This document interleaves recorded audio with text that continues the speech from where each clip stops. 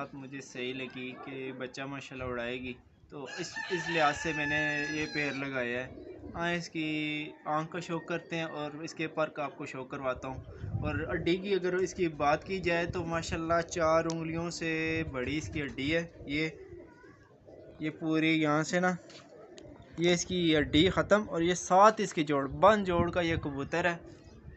ये इसकी माशाल्लाह कश्ती नुमा हड्डी, और ये बड़ी हड्डी वाला कबूतर है। ये इसकी हड्डी जैसे ही ख़त्म होती 7 इसका जोड़ आ जाता है। फिर इसके पंजे, ये इसके पंजे हो गए। इसकी आँख का शौक करें।